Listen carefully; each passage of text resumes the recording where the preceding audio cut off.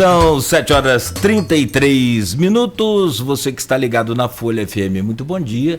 Para você que está chegando agora, acompanhando aí, né, para acompanhar o Folha no Ar, primeira edição, a gente começa o segundo bloco e agora a gente vai conversar com a promotora de justiça, a doutora Maristela Naurati, ela que é titular da terceira promotoria de tutela de Campos e encarregada das ações de fiscalização na saúde da comarca. O jornalista Luiz Abreu Barbosa, hoje conosco no Folha no Ar, primeira edição, e eu trago o bom dia da doutora Maristela Naurati e logo a seguir o Aloysio já abre a pauta aí. Doutora, muito bom dia, seja bem-vinda aí ao Folha no Ar, primeira edição. Bom dia a todos, eu agradeço o convite, espero contribuir com alguma informação útil para todos, né, principalmente para a população, né? Obrigada. Obrigado, promotora, pela presença. Quer dizer, a gente estabeleceu 3 temas aqui, prévios, como a gente faz com todos os convidados, né? A atuação do Ministério Público, o primeiro tema é a atuação do Ministério Público do Estado do Rio de Janeiro na pandemia da Covid. Ontem foi divulgado, né, a recomendação para o Estado, para a Prefeitura do Rio de Janeiro, ali da terceira, sou seu correspondente, né, da terceira promotoria de tutela coletiva da cidade do Rio de Janeiro. Você é aqui de Campos, recomendando o que chama de lockdown, a quarentena mais rígida, né, no estado e na cidade do Rio, que adotou parcialmente. Isso teria se encaminhado no dia anterior, na quarta-feira, né, no dia 13, foram divulgados ontem. Segundo o Ministério Público, deve ser paralisada todas as atividades não essenciais e a circulação de pessoas nas áreas mais críticas de contágio, principalmente na capital e região metropolitana. Você viu isso? Como é que você acha que isso poderia ou deveria ser aplicado aqui em Campos e na Norte-Noroeste? Bom dia. Bom dia. Bem, que pelo menos assim, o Ministério Público entende, que é muito importante nesse momento o isolamento social e evitar qualquer tipo de aglomeração de pessoas, de contato, de reuniões, né? Então, às vezes, até mesmo nas atividades mais básicas da nossa vida, a gente tem contato com pessoas que podem estar contaminadas, né? A gente vai ao mercado e percebe que o mercado está muito cheio, as pessoas estão muito próximas, e esse vírus a gente não conhece muito dele, mas que com certeza o que a gente conhece é que ele é de fácil contágio, né? As pessoas se contagiam de uma forma muito rápida e cada uma tem um sintoma diferente, desenvolve de uma forma diferente, só que o nosso sistema de saúde, ele não está preparado para uma pandemia. Infelizmente, antes mesmo da pandemia, o nosso sistema de saúde pública já não era satisfatório, né? Tanto que existem várias ações judiciais, vários termos de ajustamento de conduta em vários municípios no estado, para que o poder público, né, os seus gestores, façam com que a saúde funcione, que dê o mínimo de condições, principalmente às pessoas mais carentes, que são as pessoas que utilizam o serviço. E agora nós fomos surpreendidos pela pandemia. Começamos vendo que ela estava lá longe e não esperávamos que ela chegasse tão rápido. Só que ao contrário da H1N1, né, na gripe espanhola, essa chegou de avião, veio rápido, né, e foi se espalhando pelo mundo e surpreendendo países que têm uma economia muito melhor que a nossa. O sistema de saúde nosso é um sistema interessante, é um sistema universal para atender a todos, mas infelizmente, antes ele já sofria uma deficiência enorme. Já faltavam leitos de UTI antes disso acontecer.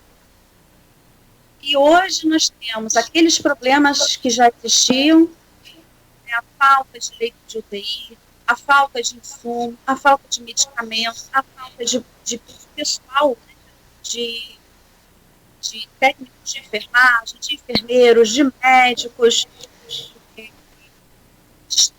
físico, as doenças que são endêmicas e que costumam aparecer nessa fase, como a dengue, a chikungunya, o Zika vírus, eles não sumiram, eles continuam aí. Os acidentes continuam aí. As pessoas continuam com seus problemas crônicos, ainda se somam a essa pandemia.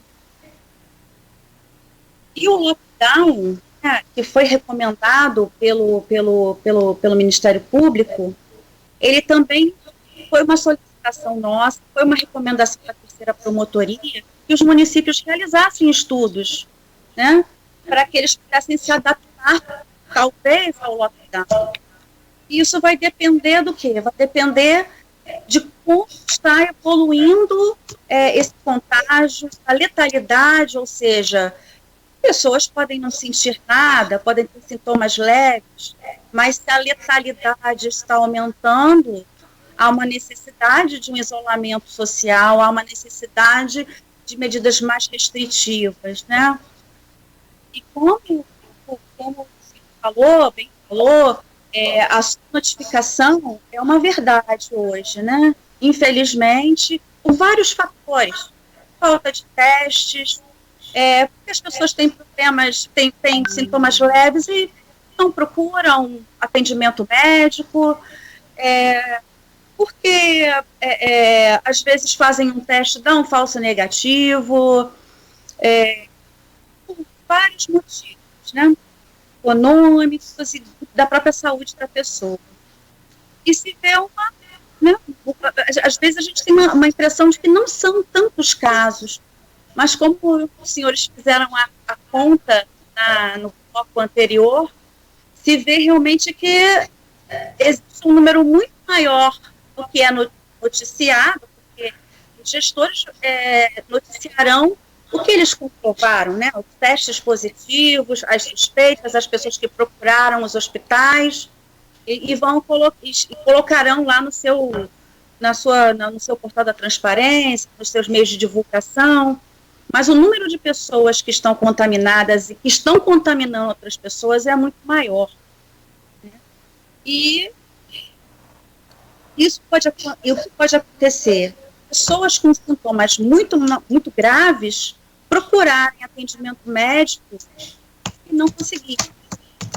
Aqui nós estamos e sair. Sair? Não. Estamos chutando. Mas não estão me vendo. Estão me vendo? Sim. Estamos vendo. Ah, tá. Então eu não sei o que aconteceu aqui, não. Assim. Então, o que pode acontecer é que essas pessoas com sintomas muito mais graves procurarão e não acharão um leito de UTI para ser atendidos. Não encontrarão os insumos necessários, o pessoal técnico necessário para que tenha a sua saúde, né, restabelecida. Então, hoje o grande problema é esse, evitar que os médicos que estão ali na ponta, no combate, precisem escolher quem vai viver e quem vai morrer. Chegar a esse ponto, né, que é uma grande maldade deixar para uma pessoa que está na ponta da linha escolher quem vai morrer, quem vai viver. E é por isso que é muito importante que as pessoas tomem essas medidas de cautela e procurem não sair, porque não é uma brincadeira, é muito séria a contaminação. Procurem observar os cuidados que são divulgados pela imprensa, procurem não se aglomerar, façam reunião por WhatsApp, por Skype, de qualquer outra forma, mas não façam reuniões, não frequentem lugares que não tem necessidade de frequentar, porque assim a gente consegue ter uma redução pouca, mas uma redução do número de contaminação, que a contaminação será inevitável. Esse lockdown ele foi recomendado nas recomendações 19 e 20, tanto a barreira sanitária como o lockdown, para que os municípios realizem esse estudo. E eles precisam comprovar que estão tomando as medidas necessárias para que a sua população não possa ter um bom atendimento. Não sei se era isso que... Então, eu queria só pegar carona no que você está falando, né? Na madrugada de sexta-feira, de sexta-feira da semana passada, você mandou uma recomendação aos prefeitos de Campos, São da Barra, São Fidélis e São Francisco da Bapuana. Vou abrir aspas aqui no que você pediu aí na recomendação. Que elabore estudo técnico devidamente embasado em evidências científicas e em análise sobre as informações estratégicas em saúde, vigilância sanitária, mobilidade urbana, segurança pública e assistência social a justificar a tomada sobre a adoção ou não do lockdown, como medida extrema do distanciamento social contra a disseminação do novo coronavírus, com a suspensão expressa de todas as atividades não essenciais à manutenção da vida e da saúde. Fecha aspas. Palavras suas, promotora. Você mandou para 4 prefeitos, os 4 prefeitos desses municípios. Quero crer que isso tenha sido feito no início da sexta-feira. Isso chegou aos prefeitos quando? Foi enviado aos prefeitos quando? Foi enviado por e-mail. Eu acredito. Sábado, ou na sexta mesmo? Acho que foi na sexta. Eu não tenho aqui, fica na minha secretaria os comprovantes, mas acredito que eles tenham recebido na própria sexta-feira. Você recebeu alguma resposta, algum estudo de algum deles? Não recebi nenhuma resposta. E o prazo já está, né, terminando, né? Termina quando? Termina hoje. E o município que não emitiu uma resposta, qual seria o que seria feito a partir daí? Bem, eu vou observar, colher alguns dados e vou observar se há realmente a necessidade de ajuizamento de uma ação civil pública. Isso seria, se chegasse a esse caso, seria... Os dados seriam a quantidade, o percentual de leitos, né, que já estão sendo ocupados, a letalidade, o crescimento do número de casos, porque hoje é a única saída segundo os estudos científicos, né? Então, é a única saída para salvar vidas e não colapsar o sistema. Pois pela informação que eu tive de um ofício recebido, já estava em alerta já no dia 12, o número de leitos, né? A solução para isso imediata pode ser uma regulação de pacientes de Campos para outros locais que tenham vagas, mas isso vai ter um limite, né? Então, em 1 a 2 semanas, eu não sei se haverá, né? É imprevisível. Não sei se haverá vagas em leitos de UTI no sistema público de saúde, né? Mas a possibilidade, né, de contratualização de leitos, né, de desbloqueio dos leitos previstos nos planos de contingenciamento do Estado e dos municípios. Há uma possibilidade disso se reverter, mas é uma gerência do próprio prefeito ou do governador, né? E a única forma de conseguirmos isso, se não for recomendando, e essa recomendação sendo acatada, infelizmente, uma ação civil pública para verificar se a gente consegue isso com uma decisão judicial. O caso de São Fidélis é um caso que, né, talvez seja proporcionalmente o município da região mais afetado em número de mortes, né, em casos confirmados, em casos suspeitos, proporcionalmente, né, quantidade de população, e mantinha o comércio aberto até que uma ação da Defensoria contra o decreto municipal que permitia da Defensoria Pública contra o decreto municipal que permitia a abertura do comércio no município, né, ali do governo do Amarildo Henrique Alcântara, teve uma decisão na 14ª Vara Civil do TJ, né, do Tribunal de Justiça do Estado do Rio de Janeiro, que obrigou a fechar o comércio. Quer dizer, isso quer dizer, você tem... Está em dependência com a da Defensoria Pública, também já tinha ajuizado uma ação, mas a Defensoria Pública conseguiu reverter a decisão antes. E foi muito importante isso, né? Porque o número de casos aumentaram de uma forma, assim, vertiginosa.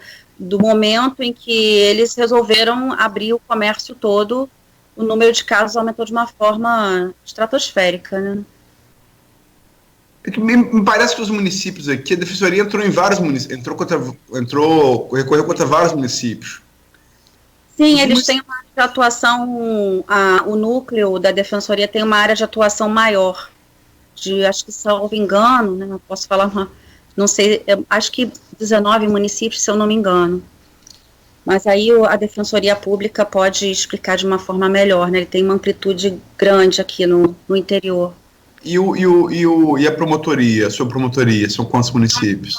4 municípios, Campos, São Fidélis, São Francisco e São João da Barra.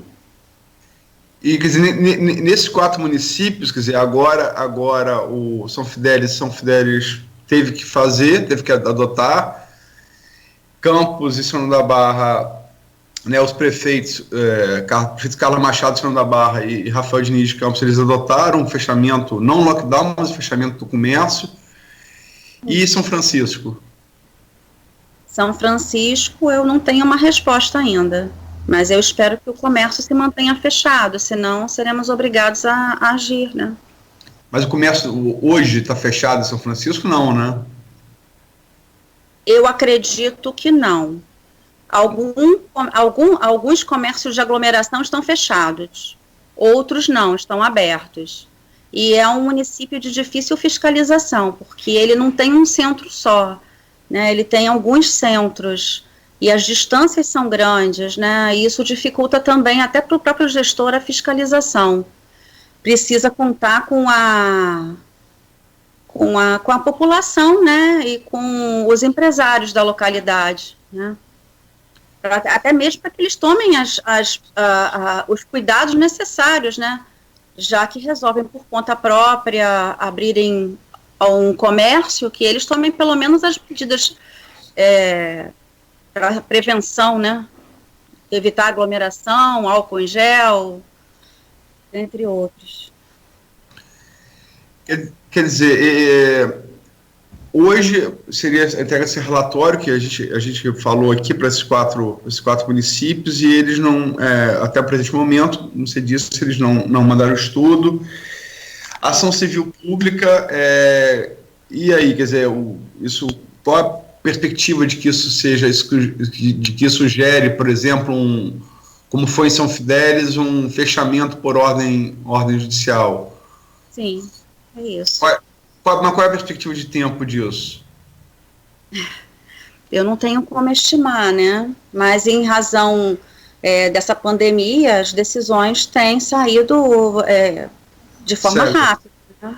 Uhum. Até porque o próprio tribunal adotou uma forma de como se fosse uma distribuição do Covid, né? Então, há uma priorização dessas ações.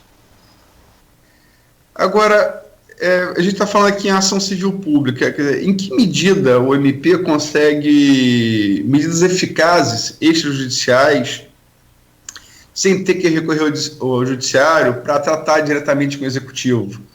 Em geral e sobretudo nessa pandemia. Bem, se o município se dispor, ele pode firmar um termo de ajustamento de conduta, né? Mas para isso ele precisa apresentar os estudos. A gente pode sentar, fazer uma reunião, verificar se naquele caso há a possibilidade de algum tipo de comércio, de uma forma de atendimento ao público diferenciada, mas para isso ele precisa realmente fazer o estudo dele, né? Analisar, colocar no papel as suas características, até porque são 4 municípios muito diferentes, com características muito diferentes, né?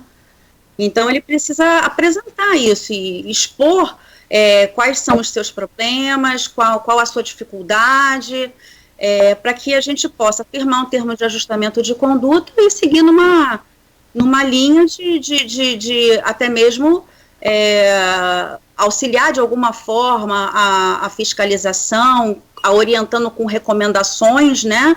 Não com pareceres, com recomendações, de acordo com as normas técnicas que estão sendo divulgadas, né? Os estudos científicos.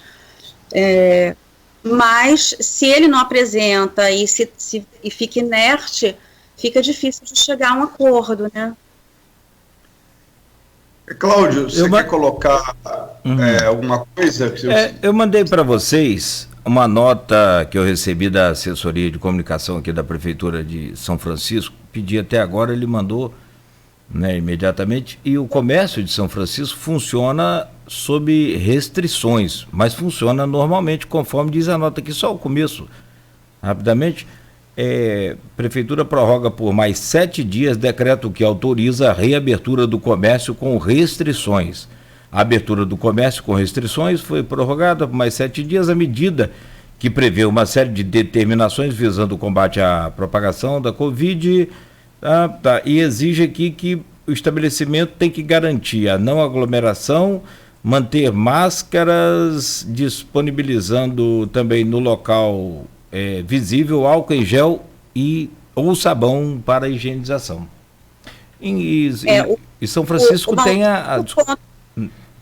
outro sobre o município de São Francisco é que os seus gestores, eles entendem que dessa forma, né, eles não apresentaram um estudo, mas informaram isso ao meu órgão, que eles entendem que essa forma de atuar, eles conseguem fazer com que a população, os comerciantes, empresários, eles se adaptem a essas medidas de prevenção. Né? Essa foi a fala dos gestores de São Francisco da Bapuana. E isso facilitaria até mesmo a fiscalização. E para eles é difícil. A gente não pode fechar os olhos para um ponto importante, que São Francisco da Bapuana é um município que não é provido de muito dinheiro, né? Então, infelizmente, ele não tem um corpo técnico para poder fiscalizar uma grande extensão territorial. E ele precisa que a sua população se junte aos gestores para poder combater essa pandemia, né? É um caso bem diferente, né, diferenciado. O governador Wilson Witzel, embora não tenha decretado lockdown a partir do estudo da Fiocruz e mandou relatório para o Ministério Público, né, nesse jogo de empurra aí com o presidente Jair Bolsonaro, um jogo político, que envolve política, política eleitoral, não política de saúde, ele determinou que a PM ela auxiliasse os prefeitos que estivessem dispostos por conta própria a tal lockdown. Não poderia ser esse o caso de São Francisco, por exemplo? Sim, se ele se dispusesse, né, poderia sim, mas a Polícia Militar, salvo engano também, o batalhão tem uma área de extensão bem grande, né, então eu não sei se o número de policiais militares que estão ali dariam conta de fazer a prevenção ao crime, né, que é a função da Polícia Militar, e também fazer uma função administrativa, que seria uma fiscalização de estabelecimentos, né? Mas eu informei aos gestores que se eles tivessem uma grande dificuldade com algum tipo de estabelecimento, talvez um estabelecimento maior, né, mais, digamos assim, poderoso, que eles poderiam me informar para esse estabelecimento, que nós mandaríamos uma recomendação, né? E essa recomendação iria com uma, como eu vou dizer, inclusive, sob pena de multa, um ajuizamento de uma ação civil pública, cobrando uma multa por ter descumprido uma recomendação do Ministério Público, né? Se ele tivesse uma dificuldade grande num estabelecimento de aglomeração de pessoas, né? Cláudio, são 7h59, você quer fazer o primeiro intervalo? Vamos sim. Perdão, o segundo intervalo? É o segundo, a gente faz o segundo e logo a seguir a gente volta com a doutora Maristela. E só fechando sobre São Francisco ainda, e tem a barreira sanitária que foi instalada em pelo menos Sim. 3 pontos, 2 pontos, né, ali divisa com Kennedy, no sul do Espírito Santo, e aqui, né? É isso. E aqui na RJ, que liga Travessão a São Francisco. As barreiras sanitárias são para colocar, orientar as pessoas e, se apurar uma pessoa com suspeita, orientá-la a procurar atendimento médico. Isso é muito bom. Perfeito. Bom, 8h01 em Campos, no oferecimento dos laboratórios Plínio Bacelar e Clínica Proteus. Um rápido intervalo então e voltamos com Folha no Ar, primeira edição. A gente faz